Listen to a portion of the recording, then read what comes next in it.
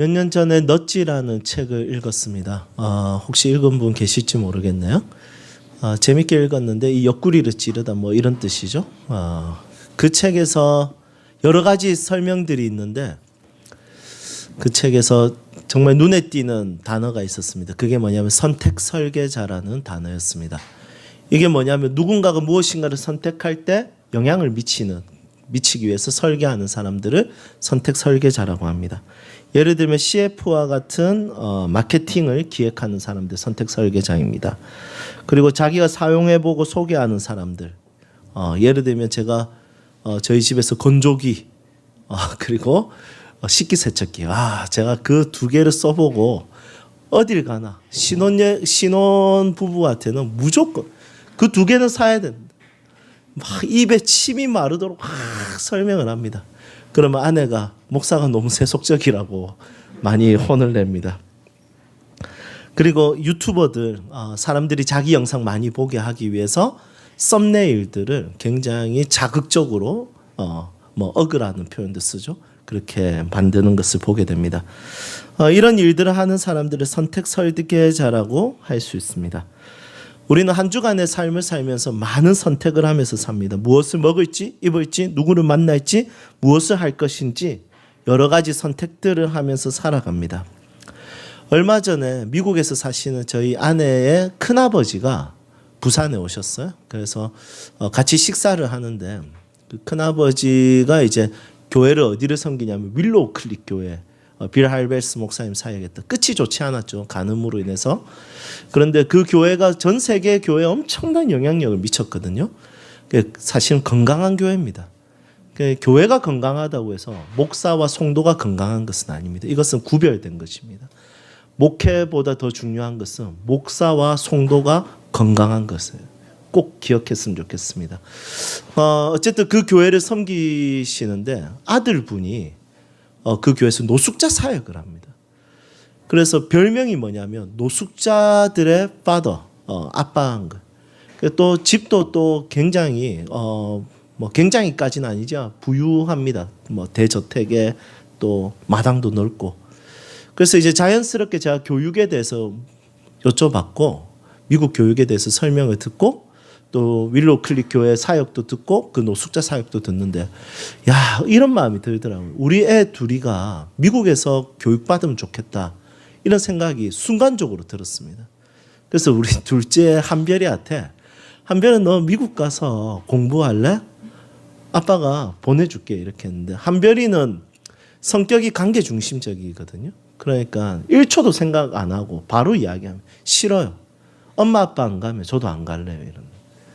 그래서 이제 첫째한테 이제 물었죠. 첫째는 다 알다시피 자기 유익을 따라서 사는 애거든요. 관계 중심이 1도 없는 그런 타입이지 않습니까?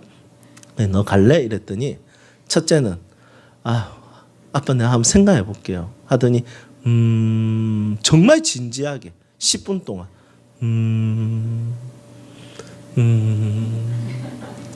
10분 동안 딱 고민하고 하는 말이 뭐냐면 11살 되면 갈게요. 지금은 자기가 아직 준비가 안 됐다는 거예요. 마음의 준비가. 1년 동안 준비하고 11살 되면 가겠습니다. 섭섭하더라고요.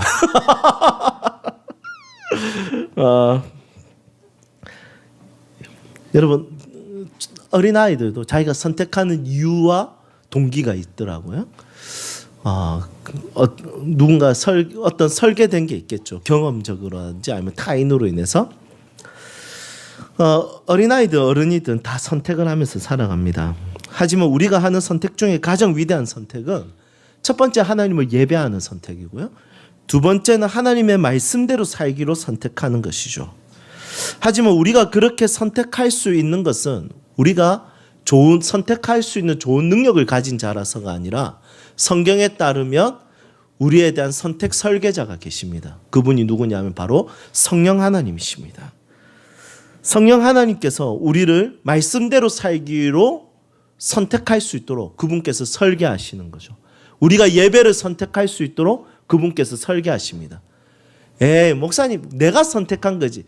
여러분 전혀 그렇지 않습니다. 우리의 성향을 보십시오. 예배를 선택하는 성향입니까? 아니죠. 우리는 노는 거 좋아하죠. 같이 막 뛰어놀고 뭐 이렇게 나가고 이런 거 좋아하지 예배를 선택하는 성향은 절대 아닙니다. 저도 마찬가지고. 우리가 말씀대로 순종하기를 원하는 성향을 가졌을까요? 아니, 우리 성향은 말씀을 거부하고 내 뜻대로 살기를 원하는 것이 우리의 본성인 거죠. 그런데 우리가 이렇게 선택하게 된 것은 완벽한 선택 설계자, 우리가 가지고 있는 성향과 경험을 다 뛰어넘어서, 지금 보세요. 성향이 다 다르죠? 경험한 것이 다 달라요. 그런데 이것을 동일하게 선택했다는 것은 놀라운 일입니다. 누가 돈을 주는 것도 아니고 누가 무엇을 해주는 것도 명예를 주는 것도 아닌데 다 이걸 선택하고 있어요.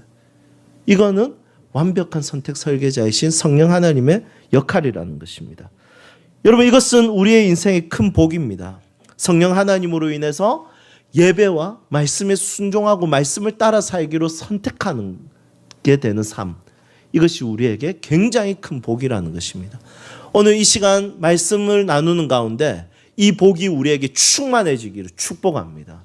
그냥 말씀대로 살고 싶어하는 욕망과 욕구와 막 그런 본성들이 완전 뒤집어져서 정말 말씀대로 살고 싶습니다라는 생각이 들었으면 좋겠습니다. 특별히 오늘 느헤미야는 그런 사람이었죠. 하나님의 말씀을 따라서 살기로 결심한 그런 사람 중에 한 사람입니다. 느헤미야에 대해서 같이 한번 공부해 볼까요? 우리 수요 성경 여행 때도 좀 같이 살펴봤는데, 느헤미야는 페르시아의 아닥사스당 왕, 여러 궁들이 있는데 그 중에 수산궁이라는 곳에 머물렀던 사람입니다. 그 자리에서 무엇을 했냐면 술 맡은 관원, 술을 관리하는 관원이었습니다. 여러분, 왕궁에서 진짜 중요한 사람이 누구냐면 음식을 관리하는 사람들이에요. 특히 이 수산궁에서는 술을 관리하는 사람은 정말 중요한 사람입니다. 왜냐하면 이 수산궁은 특징이 뭐냐면 외교하는 궁이었기 때문입니다.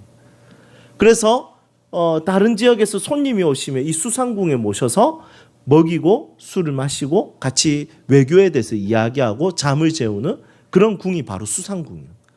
그래서 다른 궁은 음식이 더 중요할 수 있지만 수산궁은 술이 굉장히 중요해요. 술이 맛있고 한 잔씩 들어가면 이렇게 외교하다 헛소리도 좀 하면서 이렇게 기마이다 이런 느낌 오잖아요. 그러니까 이 술을 관리하는 사람이 굉장히 중요한 거예요. 그 왕의 신뢰를 받는 그런 사람이라는 것입니다. 그래서 술 맡은 관원은 아무나 세우는 것이 아니라 이 특히 느헤미야는 이스라엘 사람이지 않습니까?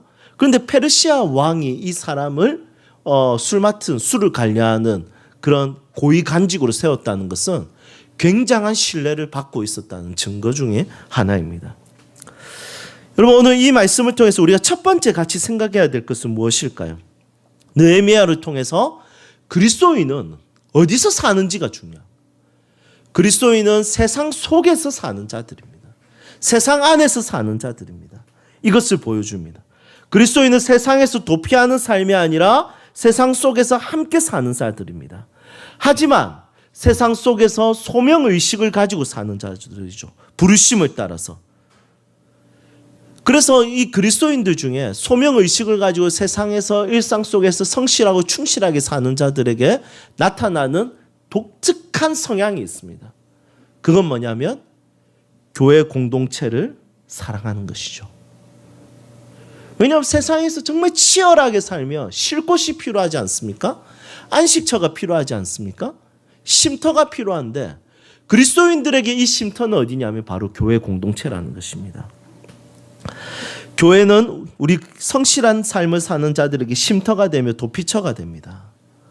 그래서 그리스도인답게 사랑하고 정직하고 정의롭고 그리고 성실하게 매일매일을 사는 자들, 일상 속에서 사는 자들은 교회 공동체의 모임을 사모할 수밖에 없어요. 말씀의 자리를 기대할 수밖에 없어요. 만약에 내 마음에 교회 공동체를 사모하는 마음이 없다면 나의 일상을 어떻게 내가 성실하게 살고 있는지, 진짜 하나님의 뜻을 이루기 위해서 살고 있는지, 정의롭게 살고 있는지, 사랑을 추구하면서 살고 있는지 고민해 봐야 됩니다. 왜냐하면 그것을 그렇게 살다 보면 깨닫게 되면 내 안에 사랑이 없네? 내 안에 정의가 없네? 내 안에 공의가 없네? 이것이 채워지는 것이 바로 쉼이지 않습니까? 그런데 하나님이 그것을 가지고 계세요. 그래서 하나님으로부터 오는 사랑, 하나님으로부터 오는 공의를 공급받을 수 있는 예배의 현장과 교회 공동체 모임은 나에게 쉼터가 되며 도피처가 되며 안식처가 되는 것이죠. 여러분, 여러분들이 삶을 더욱더 충실하게 살 수 있기를 주님의 이름으로 축복합니다. 그리스도인이라고 해서 하늘 위에서 사는 자들이 아니라 땅에서 살지만 하늘에 속해 있는 자라는 것을 보여주는 것이 뭐냐면 바로 교회 공동체 모임이라는 것이죠. 요즘 그래서 이 성실하게 일상을 보내는 그리스도인들은 교회 공동체 모임에 갈 때 이렇게 말합니다. 이제 쉬러 가자. 이제 숨 한숨 좀 돌리자. 이렇게 말하면서 교회에 가는 것이죠. 어떤 피로도를 더하는 뭔가 하나를 더하는 것이 아니라 쉼이죠. 네.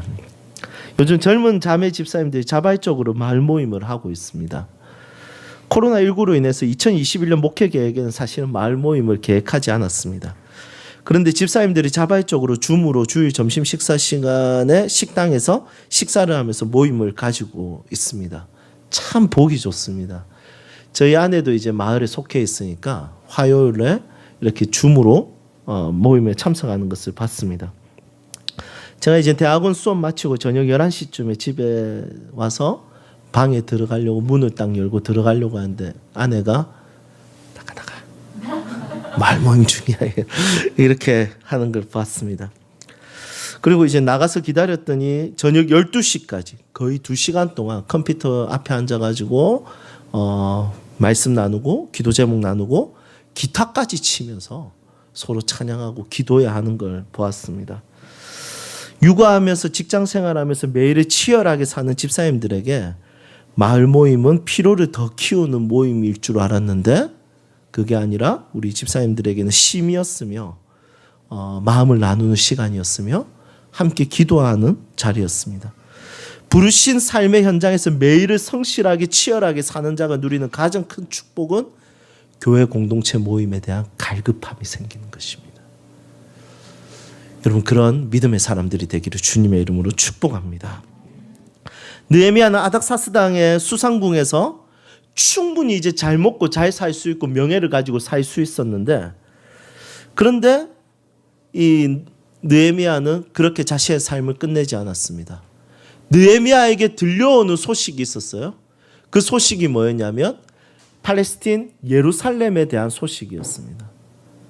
이 예루살렘의 상황이 어떠냐면 바벨론에서 페르시아의 칙령으로 인해서 이제 돌아왔습니다. 돌아와서 제일 먼저 한 것은 성전을 쌓았습니다. 성전을 쌓았는데 주변 국가에서 방해를 하는 거예요. 그래서 중간에 멈췄어요. 그 멈춤 시간 동안 무엇을 했냐면 이 이스라엘 사람들은 자신의 집들을 지었어요. 그리고 집을 짓고 다시 성전을 쌓았습니다.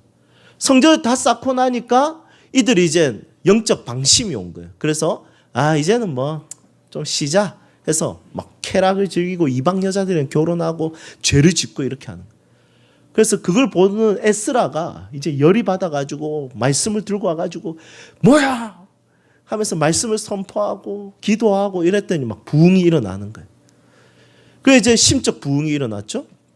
그 다음에 이제 잘 살 줄 알았는데 문제는 뭐냐면 예루살렘이 있는데 마을도 있고 이제 집도 있고 예배할 수 있는 성전도 있는데 뭐가 없냐면 성벽이 없는 거예요. 이 당시에 성벽이 없다는 것은 위험한 거거든요. 그래서 그 성 안에서 추방이 되는 것은 이 사람 안전을 보장받지 못하는 겁니다. 그래서 고대에서는 성 안에 사는 것이 굉장히 중요한 거였어요. 성 밖으로 쫓겨나는 순간 끝입니다. 이방인이 되는 것이고 성 밖에서 짐승이나 아니면 어떤 도둑질하는 사람들, 강도들 이런 사람들에게 약탈을 당할 수밖에 없고 생명의 위기를 느낄 수밖에 없습니다. 그러니까 이 예루살렘 마을에 성벽이 없다는 것은 어떤 상황입니까? 주변 국가로 인해서 위기에 있는 거예요. 그래서 예루살렘으로부터 들려오는 소식이 뭐냐면 성벽이 없으니까 막 주변 국가들이 불로 지르고 막 곡식 훔쳐가고 그리고 여자들 훔쳐가고 아이들 훔쳐가고 막 이런 일들이 일어나니까 이 예루살렘이 너무 고통받고 있다는 것을 느헤미야가 듣게 된 것입니다. 그래서 느헤미야가 이제 고민하고 있으니까 아닥사스 왕이 네 표정이 왜 그래? 아, 고민이 있습니다. 말해봐. 네가 원하는 거 내가 다 해줄게. 그랬더니 이 느헤미야가 하늘에 잠시 묵도하고 이야기합니다. 아, 제가 우리 고향 그 엉망진창이라 큰일 났어. 그 사람들이 지금 성벽이 없어가지고 전부 다 삶을 살아갈 수가 없는 상태입니다. 너무 걱정됩니다. 그랬더니 이 아닥사스다 왕이 그래? 그러면 네가 그렇게 걱정되면 네가 그 땅에 내가 총독으로 관리하는 자로 보내줄 테니까 그 땅 네가 관리하고 성벽 세워. 그랬더니 진짜요? 그러더니 느헤미야가 이제 총독으로 파송받은 거예요. 그냥 와서 이제 성벽을 이제 쌓기 시작합니다.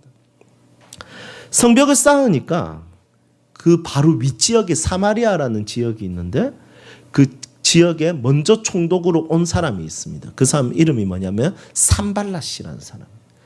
이 산발랏은 우신발랏이라는 단어를 써서 달의 신이 주는 생명 이런 뜻입니다. 이 사람은 하나님 믿지 않고 달을 섬기는 사람이죠. 그리고 갑자기 예루살렘으로 총독이 온다고 하고 성벽을 쌓고 그 지역이 강해지면 사마리아 땅이 비교가 되면 위험할까 봐 이 산발랏이 그때부터 긴장합니다. 그때부터 어떻게 하냐면 그 성벽을 무너뜨리려고 쌓지 못하도록 방해하기 시작합니다. 전형적으로 남 잘 되는 거 못 보는 전형적인 스타일이죠. 우리 옛날에 이런 거 혹시 들어보셨어요? 야, 소원을 말해봐. 대신 네 소원 내가 들어줄 테니까 네가 제일 미워하는 사람 2배로 들어줄게. 그럼 제 소원은 반만 죽여주십시오. 뭐 이런 이야기 옛날에 있었지 않습니까? 그러니까 남 잘 되는 거 못 보는 사람들이 있습니다. 산발랏은 기본적으로 그런 스타일인 거죠. 그래서 이 산발랏이 유다 사람들을 비웃으면서 이제 말합니다. 야, 너 돈 없잖아. 너희들 인력도 너 건축술 있어? 너희들 없잖아. 그런데 이 성벽을 어떻게 쌓을 거야? 이거 진짜 힘들어. 너희들 잘 못 쌓을 거야. 그냥 포기해. 아이고. 그리고 옆에 있던 암몬 사람 도비아가 이렇게 이야기합니다. 놔둬라. 저 쌓아봤자 여우 한 마리만 그 성벽에 올라가도 그거 허접하게 지어가지고 다 무너질 거야. 이렇게 이야기합니다. 그래도 유다 사람들, 이스라엘 사람들은 느헤미야와 함께 성벽을 막 쌓아갑니다. 나중에는 성경 느헤미야서를 계속 읽다 보면 이 산발랏이 느헤미야를 암살할 계획까지 세웁니다. 물론 실패하고 성벽을 다 쌓습니다. 여러분, 오늘 이 말씀 통해서 우리가 생각해야 될 것이 있겠죠? 2 종류의 사람에 대해서 나옵니다. 하나는 누군가의 삶이 안정화될 것을 보기 싫어서 성벽을 무너뜨리는 사람이 있고요. 어떤 사람은 누군가의 삶의 안정화를 위해서 성벽을 쌓아주는 사람들이 있습니다. 이스라엘 사람들의 삶이 안정화되려면 성벽이 꼭 필요합니다. 성벽이 있어야 주변 국가의 침투로부터 보호를 받을 수 있습니다. 하지만 이 산발랏은 끝까지 그것을 반대하고 암살 계획까지 합니다. 안정화되는 것을 반대하는 것이죠. 하지만 그들의 방해에도 불구하고 느헤미야는 끝까지 이 성벽을 쌓아갑니다. 여러분, 우리 교회가 느헤미야와 같은 교회가 되기를 주님의 이름으로 축복합니다. 여러분들의 개인의 삶과 비전과 소망이 누군가의 삶을 무너뜨리는 삶이 아니라 누군가의 삶을 안정화시켜주기 위해서 성벽을 쌓아서 그들을 보호해주는 그런 삶의 비전과 꿈을 가질 수 있기를 주님의 이름으로 축복합니다. 자, 그렇다면 느헤미야는 성벽을 어떻게 해서 이 방해 속에서도 잘 쌓을 수 있었을까요? 6절 보도록 하겠습니다. 6절 함께 읽겠습니다. 이에 우리가 성을 건축하여 전부가 연결되고 높이가 절반에 이르렀으니 이는 백성의 마음 들여 일을 하였습니다. 아멘. 성벽을 쌓는 일이 가능했던 이유는 느헤미야가 잘해서가 아니라 백성들이 함께 마음을 들여서 함께 이것을 쌓았기 때문에 가능했던 것입니다. 그리고 이 성벽은 이것이 가능했고 이 성벽을 통해서 예루살렘 사람들은 이제 일상을 살아갈 수 있게 되었습니다. 여러분 오늘 이 말씀을 우리가 같이 잘 경청할 수 있으면 좋겠습니다. 누군가의 신앙을, 가정을, 일상을 회복시켜주거나 안정화시켜주는 성벽을 쌓는 일은 여간히 힘든 일이 아니에요. 이것은 절대로 혼자 할 수 없습니다. 아무리 탁월한 지도자라도 할 수 없습니다. 이것은 하나님의 백성들이 함께 할 수 있어야 됩니다. 우리 세움교회가 함께 선교지를 세우고 함께 가난한 자를 세우고 교회 안에 있는 무너져 있는 가정을 함께 세우고 심적으로 영적으로 지쳐있고 힘든 지체들을 하나님의 사람들이 함께 마음 모아서 세워갈 수 있기를 소망합니다. 지난주에 이제 6주년 감사 예배를 드렸지 않습니까? 사실은 김상훈 선교사님을 모시지 않았다면 오늘 설교가 지난주의 설교였는데 저는 지난주에 너무 마음이 좋았습니다. 선교사님이 예배를 인도해야 되는데 손가락이 절단돼서 이 손가락을 이제 치료받아야 되는데 제일 큰 걱정, 기타 칠 수 있는 사람이 없는데 이 예배를 어떻게 해야 되나, 그 걱정으로 다시 한국에 와서 치료를 받았습니다. 그 가정은 한번 움직이면, 가족들이 움직이면 4명이 움직이니까, 여러분 선교가 왜 힘드냐면 교통비 때문에 진짜 힘듭니다. 쉽게 고국으로 돌아올 수가 없습니다. 비행기 값이 800만 원, 왕복. 그러니까 오고 싶어도, 김치 하나 먹고 싶어도 거기서 맛있는 김치를 먹을 수 있겠습니까? 부모님이 해주는 김치 하나 먹으려고 해도 비행기 삭 때문에 못 오는 게. 그런데 치료를 하는데 제일 큰 걱정이 뭐냐면 교통비와 수술비와 이런 것들. 그런데 너무 감사하게도 우리가 함께, 또 우리 교회뿐만이 아니라 여러 교회가 함께 도와줄 수 있었습니다. 너무 감사하고 너무 즐거웠습니다. 여러분 이걸 만약에 목사 한 명이 했다고 생각해 보십시오. 그럼 지금 빚이 어떻게 되겠습니까? 벌써 퍼져버렸을 것입니다. 하지만 이 사역을 같이 감당할 수 있는 사람들이 있다. 교회 내에 누가 힘든지 누가 어려운지 목사는 거의 다 알고 있습니다. 그런데 너무 감사하게도 목사만 그렇게 돌아보지 않고 성도님들이 서로를 돌아보는 것을 보게 되었습니다. 누군가의 가정의 안정화를 시켜주는 이 사역 너무 중요하지 않습니까? 이런 어떤 이벤트보다 누군가의 가정을 안정화시켜주는 이 사역에 각 성도님들이 동참해주고 함께 참여하는 것이 참 멋지다고 생각합니다. 우리 세움교회가 앞으로도 누군가의 가정을, 누군가의 삶을 안정화시켜주기 위해서 함께 기도의 성벽을 쌓고, 함께 말씀의 성벽을 쌓고, 함께 물질의 성벽을 쌓고, 함께 마음을 모아서 우리가 누군가의 삶을 안정화시켜 줄 수 있는 그런 하나님의 나라를 위한 교회가 되기를 소망합니다. 교회가 잘 되는 것보다 더 중요한 것은 하나님의 나라가 이루어지는 것입니다.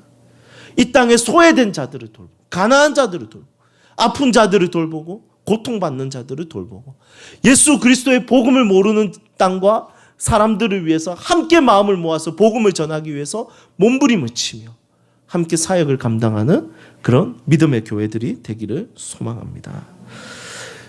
이제 6년이 되었습니다. 6년 동안 우리가 쌓아 올린 성벽은 어느 정도 될까요? 절반 쌓았을까요? 오늘 이 말씀처럼? 아니면 한 칸 정도 쌓았을까요? 잘 모르겠습니다. 하지만 자녀들에게 대를 이어서 우리 교회가 절반이든 2칸이든 1칸이든 최선을 다해서 누군가의 삶을 안정화시켜주기 위해서 기도로, 그리고 삶으로, 시간으로, 물질로, 우리가 실제적인 사랑의 표현으로 성벽을 쌓을 수 있기를 주님의 이름으로 축복합니다. 이제 말씀 정리하겠습니다. 우리가 상대방의 자녀가 몇 명인지 물어볼 때 사용하는 단어, 문장이 있습니다. 애가 몇 명입니까? 이렇게도 물어볼 수 있는데 약간 고급스럽게 물어볼 때 이렇게 물어보지 않습니까? 당신의 슬하에는 몇 명의 자녀가 있습니까? 들어보셨죠? 여러분 이 슬하, 이거는 무슨 뜻이냐면 당신의 보호 아래 자녀는 몇 명이 자라고 있습니까? 이런 뜻입니다. 그러면 이 쓰라가 무슨 뜻일까요? 와, 정말 성경적이더라고요. 제가 사전을 찾아보니까 무릎 쓸 자의 아래 하자입니다. 그러니까 무릎 아래에서 자라는 자녀. 아, 성경적이지 않습니까? 우리 기독교가 또 기도의 무릎 아래에서 우리 자녀들이 자라는 그런 종교지 않습니까? 쓰라. 여러분, 이것은 하나의 성벽을 자녀를 위해서 성벽을 세우는 부모의 역할을 이야기합니다. 교회가 하나님의 나라를 세운다는 것은, 교회가 하나님 나라를 위해서 산다는 것은 이 땅에 무너져 있는 삶의 영역을, 그 사람들의 삶을 회복시키고 세워주기 위해서 함께, 혼자가 아니라 함께 성벽을 쌓는 일을 하는 것입니다. 단, 오늘 이 자리에 있는 여러분들의 삶 가운데 혹시 무너져 있는 삶이 있습니까? 기도하겠습니다. 잘 세워졌으면 좋겠습니다. 그리고 물질적으로 축복하고 싶습니다. 하나님께서 그 빈 공간을 채워주시기를 축복합니다. 그런데 내가 잘 먹고 잘 사는 것이 아니라 빨리 회복해서 함께 빨리 우리가 마음을 모아서 세상을 섬겼으면 좋겠습니다. 그렇게 되기 위해서 빨리 우리 교회가 자립이 되면 좋겠습니다. 그리고 함께 이 세상 가운데 놀라운 하나님의 영향력을 나타낼 수 있기를 주님의 이름으로 축복합니다.